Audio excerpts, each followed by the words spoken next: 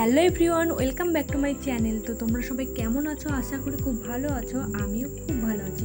তো আমাদের দীঘা ঘুরে আসা প্রায় অনেক দিন হয়ে গেল, আর ভিডিওটা অনেক দিন ধরেই পড়ে আছে। তো ভাবছি যে ভিডিওটা পোস্ট করব করে করাই হচ্ছে না, এডিটও করার সময় পাচ্ছি না। তো খুব একটা ব্যস্ত সেটাও না, আসলে করা হয় না। তো আজ ভাবলাম যে ভিডিওটা পোস্ট করেই দিই, আর কতদিনই বা ফেলে রাখবো। তো চলো ওসব কথা বাদ দাও। তো এখন আমরা পরের দিন সকালবেলা ঘুম থেকে উঠেই প্রায় অনেকটাই দেরি হয়ে গেছিলো, একদম সকাল সকাল না 8টা বেজে গেছিলো। তো আমরা বিচের ধার চলে এসেছি। আর আগের ভিডিওতে অনেকেই দেখেছো যে আমরা বলেইছি যে দীঘাতে 2 দিন ছিলাম। তো আগের দিন তো গিয়েই সন্ধ্যা লেগে গেছিলো যেতে যেতেই। তো তারপর দিন সকালবেলা উঠে আমরা সূর্য দেখতে এসেছিলাম। তো দীঘার কাছাকাছি নাকি সূর্যটা ওঠে, আর দেখতে অনেকটা সুন্দর লাগে। তো বাড়িতে প্রতিদিন যেমনটা দেখি তেমনটা না, তো দেখলাম খুব সুন্দর লাগছিলো। তো আমরা অনেকটা সকালে আসতে পারিনি, 8টা বেজে গেছিলো, অনেকটাই দেরি হয়ে গেছিলো।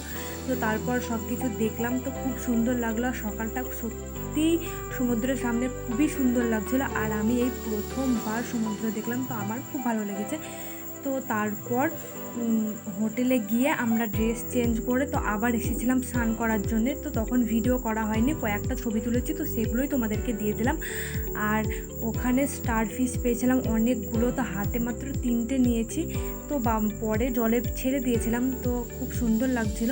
তো তারপর আবার এসে খাওয়া দাওয়া করে আমাদের যেখানে আমরা হোটেলে ছিলাম তার ঠিক একদম সামনে আমনি বলে একটা পার্ক আছে। তো বিকেলবেলা সেখানেই খাওয়া দাওয়া করে সেখানেই গেছিলাম। তো দেখতে পাচ্ছ টিকিট কাটা হয়ে গেছে, আর ভেতরে ঢুকলাম। তো ঢোকার পর একটু এদিক ওদিক ঘোরার পর সন্ধ্যা লেগে গেছিলো ওখানেই। তো দিনের বেলার থেকে সন্ধ্যাটাই বেশি সুন্দর লাগছিলো। দেখো চারদিকটা কতটা সুন্দর লাগছে, আর লাইটগুলো জ্বলছে, আরও সুন্দর লাগছে। তো এখান থেকে বেরিয়ে আবার আমরা বিচের ধার গেছিলাম। তো ওখানে গিয়ে এই যে দেখতেই পাচ্ছ মাছ এটা ওটা অনেক কিছু আছে। তো তারপর আমরা চিংড়ি মাছ, অক্টোপাস এগুলো কয়েকটা খেলাম। তারপর পরের দিন সকালবেলা গাড়ি করে বেরিয়ে পড়েছি, আরও অনেক জায়গা আছে সেগুলোই দেখার জন্যে। তো আমি ঠিক সব জায়গার নাম জানি না। তো প্রথমেই আমাদেরকে একটা জায়গায় নামিয়ে দিল, এখানে নাকি কাজু বাদাম গাছের বাগান। তো এটা বন্ধ ছিল তাই ঢুকতে পারলাম না। তো আবার তারপরে অন্যদিকে গেলাম। তো আমি সব কিছুর নাম জানি না। তো এখানে একটা বিচে এসেছিলাম, খুব সুন্দর ছিল জায়গাটা। তো তারপরে আমাদেরকে নৌকায় চাপালো। তো এদিক থেকে ওদিক মানে গোটা জলটাই আর কি ঘুরিয়ে দেখাবে।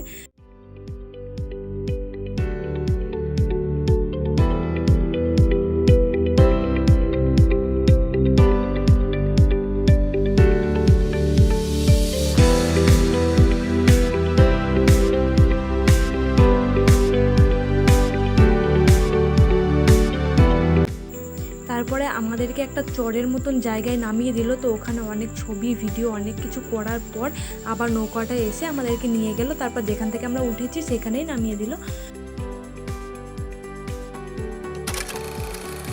তো তারপর আমরা আর একটা জায়গায় এসেছিলাম। তো আমি প্রথমেই বললাম আমি সব কিছুর নাম জানি না, আর তখন হয়তো জেনেছিলাম, এখন ভুলে গেছি। অনেকদিন পরে ভিডিওটা পোস্ট করছি, আর এডিটও অনেকদিন পরে করছি। তো জায়গাটা খুবই সুন্দর ছিল, আমার খুব ভালো লেগেছে।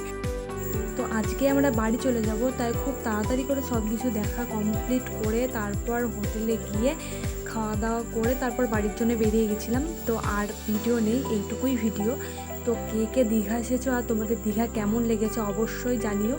তো ভিডিওটা এইটুকুই, আর লাস্টের দিকে কয়েকটা ছবি দিয়ে দিচ্ছি আমি। তো সমস্তটা ভিডিও করা হয়নি, তো ছবিগুলো দেখো, আর ভিডিওটা কেমন লাগলো অবশ্যই জানিও। তো চলো টাটা।